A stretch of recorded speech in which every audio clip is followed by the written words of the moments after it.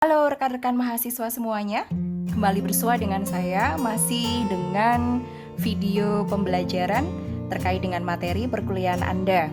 Dan pada kesempatan ini, video tutorial terkait dengan mata kuliah Praktikum Manajemen Keuangan, ya, masih dalam satu rangkaian video pembelajaran dengan materi-materi yang beberapa sudah saya upload juga di channel YouTube ini, ya, dari beberapa pokok bahasan. Dan pada kesempatan kali ini kita akan membahas tentang pokok bahasan yang ke-11, ya. Pokok bahasan yang ke-11 ada dua materi. Yang pertama membahas tentang manajemen piutang dan kemudian manajemen persediaan, ya.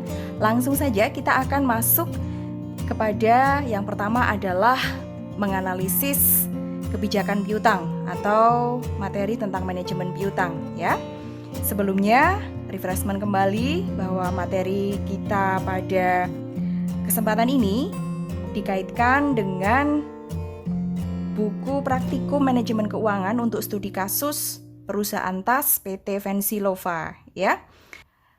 Analisis kebijakan piutang yang akan kita coba selesaikan pada kesempatan ini adalah menganalisis tentang keputusan yang dilakukan atau yang dibuat oleh perusahaan PT Vensilova, ya, dari kebijakan piutang yang sudah diset di awal. Kemudian di sini ada satu ide untuk memberikan syarat yang baru. Kemudian perusahaan ingin melihat apakah dengan kebijakan yang baru tersebut bisa memberikan nilai tambah atau tidak, begitu kira-kira, ya. Nah, untuk lebih jelasnya kita akan membuka terlebih dahulu data terkait dengan kebijakan untuk piutang. Tentunya data ini Anda bisa peroleh dari buku kasus. Nah, di buku kasus Anda bisa buka di halaman ke-7, ya. Di sini saya sudah sajikan, ada gambarnya di sini, ya. Ini saya ambil dari buku kasus PT Vensilova. Saya akan coba perbesar gambarnya. Nah, Anda bisa membaca di bagian atau poin H tentang kebijakan piutang, ya. Perusahaan melakukan analisis terhadap prospek usaha, kemudian perusahaan mempertimbangkan program mempercepat pengumpulan piutang. Program ini bertujuan untuk mempercepat perputaran modal kerja yang akan berdampak pada penurunan biaya modal jika kebijakan ini menguntungkan, ya. Sebelumnya perusahaan telah menggunakan sistem kebijakan piutang net 14. Kemudian ada alternatif kebijakan baru yang akan dianalisis adalah discount period dengan persyaratan 1/7 net 14. Artinya memberikan diskon sebesar 1% bagi mereka yang membayar dalam waktu 7 hari setelah penjualan, dan waktu maksimal pembayaran adalah 14 hari dari transaksi penjualan. Ya, dengan program diskon ini diperkirakan semua pelanggan akan memanfaatkan program tersebut, sehingga waktu rata-rata pengumpulan piutang atau average collection period menjadi lebih cepat, ya. Biaya modal yang digunakan dalam analisis ini adalah biaya modal setelah pajak, seperti pada analisis kelayakan usaha. Oke, ini adalah informasi, ya, yang akan kita pergunakan di dalam kita melakukan analisis untuk kebijakan piutang perusahaan. Di sini jelas, ya. Jadi awalnya perusahaan menggunakan kebijakan piutang net 14, ya. Artinya maksimal waktu pembayaran dari konsumen, ya, yang mengambil piutang adalah 14 hari dari transaksi penjualan. Kemudian perusahaan berpikir bagaimana caranya supaya bisa terjadi pengumpulan piutang lebih cepat, ya. Di sini kemudian perusahaan memberikan stimulus dengan memberikan diskon, begitu, yaitu diskonnya adalah 1% bagi para konsumen yang membayar dalam waktu 7 hari. Namun bagi yang tidak menggunakan kesempatan ini, ya, tetap batas maksimumnya adalah 14 hari untuk menyelesaikan kewajiban utangnya. Baik, kita akan kembali ke template ini, ya, di pokok bahasan 11. untuk tugas 11.1 ya, kita akan menganalisis berdasarkan data informasi tadi. Oke, yang pertama adalah penjualan tas ya dalam 1 tahun. Di sini sudah ada clue-nya. 3.000 unit kali 700.000. 700.000 ini adalah harga dari 1 unit tas. Kita tinggal kalikan saja. 3.000 kali 700.000. Oke, 2,1 M ya. Total dari sales atau total penjualan dalam 1 tahun. Kemudian data awal atau di sini adalah kebijakan piutang awal ya. Tadi kita sudah membaca bahwa kebijakannya adalah net 14. Maka periode pengumpulan piutang adalah 14 hari. Selanjutnya adalah perputaran piutang dalam 1 tahun ya. Jika kita sudah mengetahui bahwa periode pengumpulan piutang adalah setiap 14 hari, maka sekarang dalam 1 tahun itu terjadi berapa kali perputaran piutang? Di sini rumusnya adalah jumlah hari dalam 1 tahun ya. Kita akan asumsikan menggunakan nilai 360 hari dibagi dengan periode pengumpulannya yaitu 14 hari ya. Kita akan menemukan nilai 25,71. Kita akan bulatkan nilai ini ya menjadi 26 kali. Berarti dalam 1 tahun terjadi perputaran piutang 26 kali. Selanjutnya kita akan memperhitungkan nilai piutang rata-rata per periode ya. Piutang rata-rata per periode ini bisa kita dapatkan dengan membagi penjualan kredit ya. Ingat, di sini seluruh penjualan ini kita anggap sebagai 100% merupakan penjualan kredit ya. Dibagi dengan perputaran piutangnya yaitu 26 kali atau 25,7143 ini ya. Kita bagi saja langsung. Nah, maka kita akan memperoleh setiap periodenya ya di dalam 1 tahun ini. Nilai piutang rata-ratanya adalah 81 juta sekian ini ya. Kita akan melakukan pembulatan saja. 81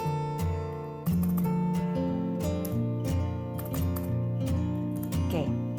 Nah, selanjutnya kita akan menganalisis atau berhitung mengenai kebijakan piutang yang baru, yaitu adanya diskon 1% apabila konsumen membayar piutang lebih cepat, yaitu 7 hari, dalam waktu 7 hari ya. Dengan cara yang sama. Dengan demikian, periode pengumpulan piutang adalah 7 hari. Selanjutnya, dengan cara yang sama juga ya, perputaran piutang dalam 1 tahun berarti sama dengan 360 dibagi 7 atau 51 kali. Kemudian piutang rata-rata per periode. Ya. Kita tinggal membagi saja penjualan kredit dibagi dengan perputaran piutangnya. Oke, di sisi kanan kita akan melakukan nilai pembulatannya.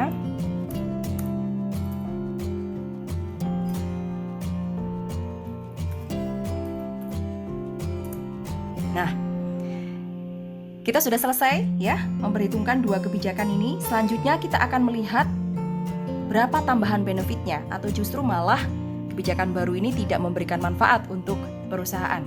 Yang pertama adalah kita akan mencari berapa pengurangan piutang yang terjadi ya dari kebijakan awal dibandingkan dengan kebijakan baru.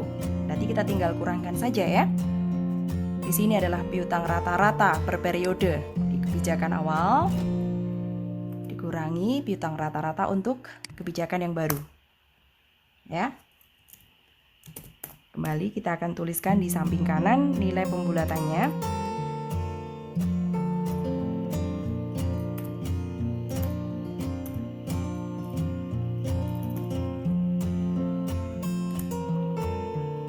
Oke, berarti kalau kita lihat angkanya, di sini ada pengurangan piutang separuh ya, hampir separuh sendiri ya.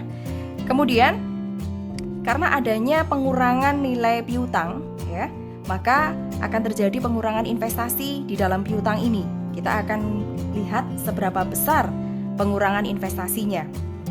Untuk memperhitungkan pengurangan investasi yang terjadi, kita bisa menggunakan nilai HPP diperbandingkan dengan harga jualnya, ya.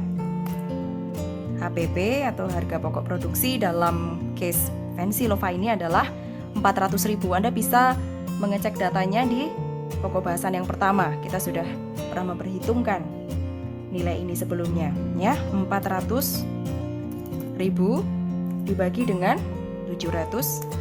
Ini harga per unitnya atau penjualan dalam satu unitnya. Kemudian dikalikan dengan nilai pengurangan piutang tadi. Ya. Kembali kita akan tuliskan nilai pembulatannya di samping kanan. Kita akan memperoleh pengurangan investasi sebesar 23.333.333 rupiah. Kemudian selanjutnya, nilai pengurangan investasi ini bagaimana setelah kita lihat perbandingannya menggunakan biaya modal, ya. Kita ingat bahwa biaya modal adalah minimum rate of return, ya, yang kemarin dipergunakan untuk melakukan analisis kelayakan usaha. Dan dengan nilai yang sama ini juga kita akan melihat manfaat dari penurunan biaya ini, apakah cukup signifikan atau tidak. Ya, mungkin Anda bisa melihat kembali di pokok bahasan yang sebelumnya. Nah, ini dia. Kita menggunakan biaya modal rata-rata tertimbang setelah pajak, yaitu 19%. Ya. Kita lihat seberapa besar manfaatnya. 19% kali pengurangan investasi yang terjadi. Oke? Maka manfaatnya adalah 4.433.333 rupiah. Nah, kita sudah mendapatkan nilai manfaat dari penurunan biaya senilai 4 juta sekian. Sekarang kita akan bandingkan dengan biaya yang kita keluarkan jika menggunakan kebijakan yang baru. Maka kebijakan yang baru, perusahaan punya kewajiban untuk memberikan diskon, yaitu nilainya 1%. Diskon inilah yang merupakan pengorbanan yang harus kita perbandingkan dengan manfaat dari penurunan biaya ini, ya. Maka besarnya nilai diskon adalah 1% kali. Tadi sudah disampaikan di dalam buku kasus, ya, bahwa diasumsikan seluruh pelanggan memanfaatkan kesempatan ini, ya. Maka 100% memanfaatkan kali dari nilai penjualan kreditnya.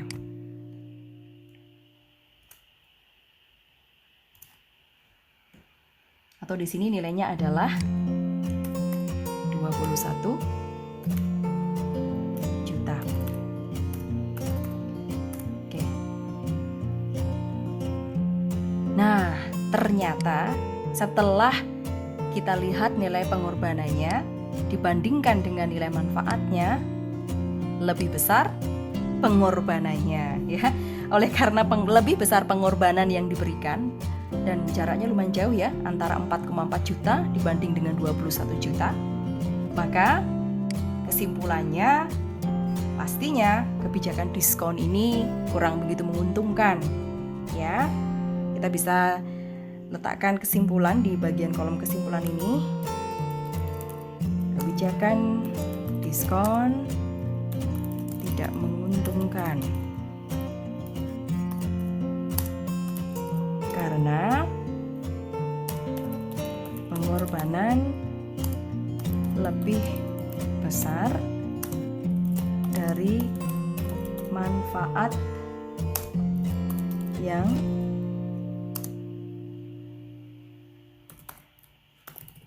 diperoleh.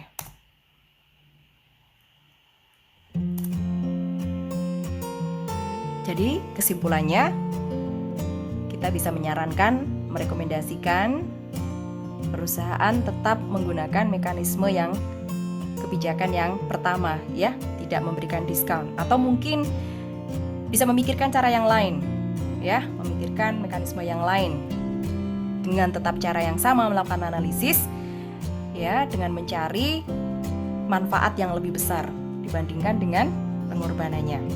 Oke, kita sudah selesaikan untuk analisis manajemen piutang, ya, analisis kebijakan piutang dengan hasilnya adalah ternyata kebijakan diskon tidak menguntungkan bagi perusahaan, ya. Selanjutnya kita akan masuk ke materi yang kedua, yaitu tentang manajemen persediaan. Nah, di sini juga sama, kita akan melakukan analisis terkait dengan kebijakan persediaan yang diambil oleh perusahaan. Nah, di dalam analisis ini kita akan menggunakan model EOQ atau Economic Order Quantity, ya. Baik, kita langsung saja melakukan perhitungannya. Yang pertama, jumlah produksi tas dalam 1 tahun, ya, ada 3.000 unit. Oke. Kemudian 1 lembar kulit domba berisi 8 SQF. 1 tas membutuhkan 20 SQF. Ya, maka 1 unit membutuhkan berapa untuk kulit domba? Sama dengan 20 dibagi 8. Oke, saya munculkan ya nilai desimalnya. Kulit domba. Ya. Kemudian kebutuhan bahan baku dalam 1 tahun. Jika dalam 1 unit membutuhkan 2,5 lembar kulit domba, kemudian dalam 1 tahun kita akan memproduksi 3.000 unit, maka total kebutuhan bahan baku sama dengan 3.000 dikalikan dengan 2,5. Maka totalnya adalah 7.500 lembar kulit domba. Ya. Nah, ini informasi awal. Nah, sekarang kita akan berhitung ya mengenai biaya-biaya yang terjadi. Kemudian kita akan menghitung untuk EOQ. Nah, di sini kita akan memerlukan informasi tambahan terkait dengan perhitungan ini. Kembali lagi, kita akan membuka ya data pada buku kasus. Kita akan mencari informasi dalam buku kasus masih di halaman yang sama, namun kali ini kita akan mencarinya di poin I, kebijakan persediaan, ya. Untuk pengadaan bahan baku kulit domba, perusahaan memesan langsung ke Semarang dengan cara menelpon langsung ke supplier, dan 1 hari kemudian barang dipesan akan sampai di tempat. Biaya setiap kali pemesanan bahan baku kulit sebesar 50.000. Biaya simpan per unit per tahun rata-rata Rp48.000. Biasanya pengiriman tidak pernah terlambat, tetapi untuk berjaga-jaga kalau bahan pesanan datang terlambat, maka perusahaan menetapkan persediaan minimal atau safety stock sebanyak 1 lembar. Baik, kita kembali ke lembar kerja kita untuk melanjutkan perhitungan kita. Maka dari data tadi kita bisa mengisi kembali ya. Telah diinformasikan tadi biaya setiap kali pesan. Berarti biaya pemesanannya yaitu Rp50.000.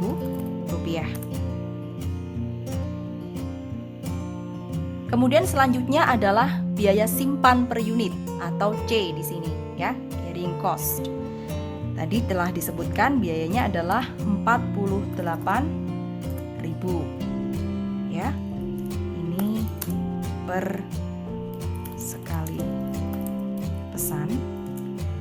Di sini per unit per tahun.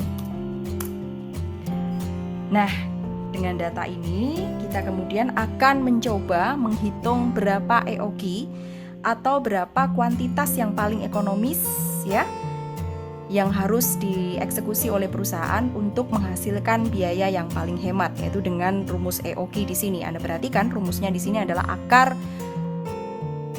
kuadrat dari 2 kali R kali S ya. R adalah kebutuhan bahan baku setahun, S adalah biaya pemesanan, kemudian dibagi dengan C, yaitu biaya simpan per unit, ya. Kita akan hitung di sini. Maka kita masukkan 2 kali R-nya adalah 7.500 lembar ya, dikalikan dengan S yaitu 50.000. Oke, dibagi dengan C atau 48.000. Nah, kemudian karena ini di akar kuadrat, maka kita pangkat setengah ya. 125 lembar kulit domba. Ya, ini adalah kuantitas yang paling efisien untuk menghasilkan biaya yang paling hemat menurut perhitungan dengan model EOQ ya. Maka jika perusahaan kemudian melakukan hasil perhitungan ini, maka dalam setiap kali order dia akan mengorder sejumlah 125 lembar kulit domba ya. Oke, kita bisa memperhitungkan yang selanjutnya adalah frekuensi pesan dalam 1 tahun. Jika dalam setahun kita membutuhkan 7.500 lembar, sementara dalam setiap kali pesan kita hanya pesan 125 lembar, maka dalam setahun kita akan berapa kali melakukan pemesanan ya, kira-kira begitu maksud dari frekuensi pesan dalam 1 tahun. Maka ini bisa diperoleh dari 7.500 dibagi 125 lembar, maka dalam setahun akan terjadi 60 kali pemesanan ya. Waktu tunggu pemesanan barang atau lead time, dari informasi tadi kita peroleh bahwa akan membutuhkan waktu 1 hari ya sampai dengan barang yang dipesan itu tiba. Maka di sini kita tulis saja 1 hari. Selanjutnya adalah persediaan minimal untuk safety stock. Dari informasi tadi juga sudah kita peroleh safety stock adalah 1 lembar.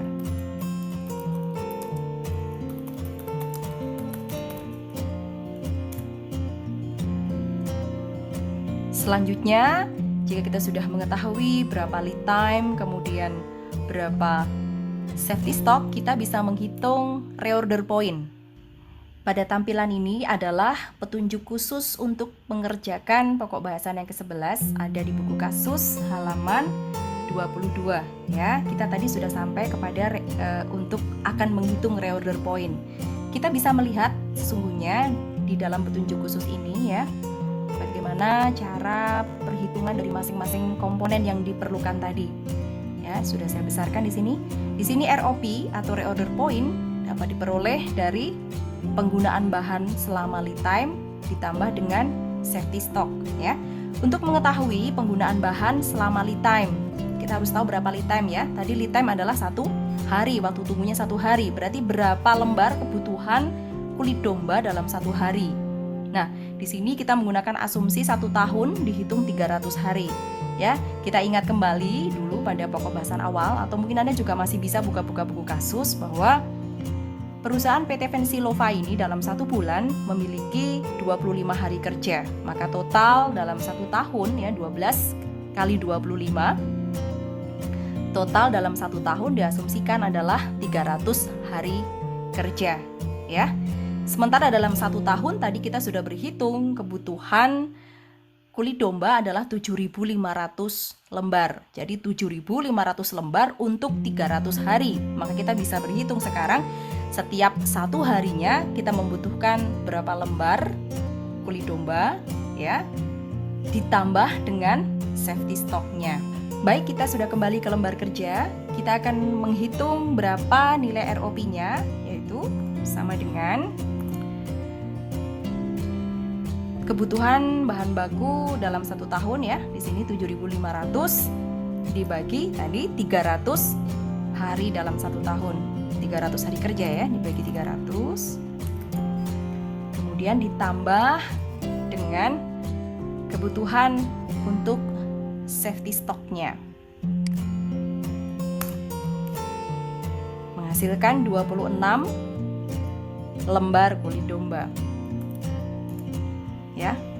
Artinya ketika persediaan perusahaan sudah mencapai nilai 26 lembar kulit domba ya kuantitasnya, itu adalah saat di mana perusahaan harus sudah mulai untuk melakukan order kembali ya, supaya tidak kehabisan. Oke. Kita sudah selesai melakukan perhitungannya ya. Kemudian kita akan memperhitungkan berapa biayanya ya.